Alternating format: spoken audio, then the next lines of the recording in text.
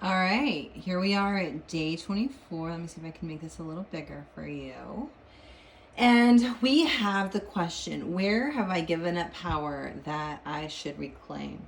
And over the course of our lives, we tend to give up power. And sometimes we know exactly what we're doing, and sometimes we don't realize what we're doing. And then we get to go through the experience of reclaiming that power back. There are so many different ways that one can reclaim their power back. I tend to go down into journeying, which is part of my shamanic path, and go back and reclaim those places and multiple places in my life that I may have given up some power. So the three cards that I got for this question, it actually perplexed me a little bit. And I had to take a moment to really meditate on these, honestly, because I was really needing to receive a deeper message than what I was mentally coming up with. And so the first card that came up is the Six of Swords. The Six of Swords here, you can see two people and they're flying away. In the traditional deck of tarot, they're in a boat. So the Six of Swords represents the past. So we kind of have a past, present, and futuristic present here. And this is just showing, we're really wanting to know, who did we hand over controls to? And I see two figures in this card. So you may be able to think of more than one person that you've handed over control consciously or even unconsciously. So this card represents packing up and heading out on a new journey. It represents a time where you were leaving a situation with help. Maybe you felt as if you needed someone's help and you trusted them to help. But in the process, maybe you lost a little control of the decision making. Maybe you somehow told yourself, this person knows best. They know exactly what I need. And so you handed it over to them to really help you navigate what needed to happen for change to happen, to get you out of whatever situation that may be. And that's okay, right? It helped you move past that obstacle you were facing. And now that you have gotten out of that situation, you may be ready for more change. We also have the Wheel of Fortune here in reverse. And so as time has gone on, though, perhaps you forgot to take back some of that control, to take back some of that power to do what you instinctively know what you need to do.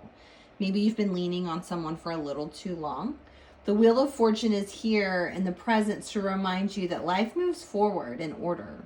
There's an order that you may not always be able to understand, but it moves nonetheless in a constant regularity. The future will never be fully determined. Don't forget that. We cannot always see the everything in the future, even with our cards that we have here, right? So there's always elements at play that we cannot always see or control. But the card here is reminding us that as we find our power again, just remember the randomness that is as much part of life as the natural order of things. And you may find yourself in what you would consider maybe down on your luck right now. Maybe things are just seemingly not going in a direction that you think you should already be going in at this time. And that could be true. Maybe you are in a stagnant place. That's okay. Try not to swim against the currents in your life, but go with them. Changing the negative cycle that you may be experiencing in your life right now is of the utmost importance if you're wanting to see the life experiences change around you. And as you begin to start picking up the pieces of yourself that you have left behind, you'll start to see this luck change. As you start to take action, you're starting to set new things in motion, new energies in motion, okay? The Knight of Wands here represents your futuristic now, what's happening kind of now and in the future, what possibilities we have as we begin to take these actions. And it represents the passion to collect all of yourself without the need for convincing. You don't need anybody else to convince you that you need to go back and start reclaiming some of these pieces of yourself that you've let go. The mysteries of life have caught your attention. Maybe they've captured your heart, your mind, your soul. And so your determination far exceeds your confidence. And that is perfectly fine right now, because right now you need that determination to move forward. By paying attention to what captures your attention, though, you can deem what it is that you actually want versus what you do not, without giving away any of your own power or your essence to do so. So now you can start to differentiate yourself, who you are now versus who you might have been when you needed to get out of that situation. This card can also indicate a change in residence or even just a new adventure, but don't rush into it. Take time out to sit still and tune into more than just your angst for change. If you try to move at a more reasonable pace instead of rushing to the outcome you hope for, you may find that this adventure works out for the best. If you take the time to allow things to move as they're meant to move, as they're meant to move in the flow, then you'll find that things start to make a turn, and a little bit faster and easier than if you try to force them to do so quickly.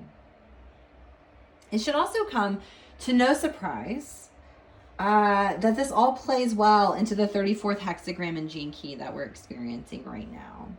The shadow of the 34th key is force. The gift is strength, and the city is majesty. So if you find yourself in the shadows of force right now, which some of us may be finding ourselves in, that we're trying to make things happen and it's just not the right time maybe, then try to decipher which part of the shadow you might be in at the moment. There's a repressive side of the shadow that represents those who are afraid of their own power. They tend to follow other principles of society, what society tends to tell them is right and wrong, what to do and what not to do. And it's easy to just fall into that and to follow what others say is okay without trying to figure out, what do you feel is okay? How do you want to live your life? And do you want to just be a puppet in society, or do you want to be your own puppet master? Think about that a little bit. Your energy is a little stagnant and tired because we tend to be a puppet, right? Whether it's consciously or subconsciously. So we really need to think about that. Are we in that side of the shadow, or are we in the reactive side of the shadow, which is more about pushing other people around, telling them what they should do, being bossy? We know better than them. These in the reactive are those who tend to be very angry when they're challenged. They have been conditioned to behave this way, to behave in a very abrupt, aggressive manner. And sometimes you're not even aware of the damage you're causing by being this way. You may have been warned in the past that if you continue to be abrupt, to continue to behave in that way, that it may not go well for you. And you may not have seen that to be true just yet, but that doesn't mean it's not going to catch up to you. So think about that. And regardless of which part of the shadow you're experiencing, we all experience the shadows. And that is an everyday part of life. And so regardless of which part of the shadow you're experiencing, you can make the changes to work through the shadows and move into the gift of strength, where a lot of lives, where a lot of your life can be creatively manifested. And through these creative manifestations, you begin to illuminate. And this is when we can move into the gift of strength versus this reactive side of the shadow, where it's not even true strength. We're trying to control others if we're in the reactive side. And that's false strength, I guess, is the word that's coming through to me, right? It's an illusion that you have strength, when in fact the other people really want to move through these experiences the way they're supposed to without somebody forcing them to.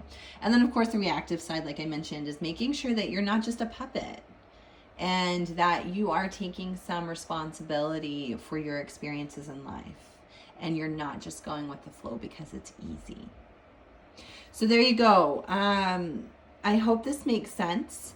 It's all about reclaiming our power, remembering and recognizing, and you may have lost some power in many, many areas of your life. I when I did my journey and went stalking my power, I had various areas that I stopped on my timeline, and that's okay.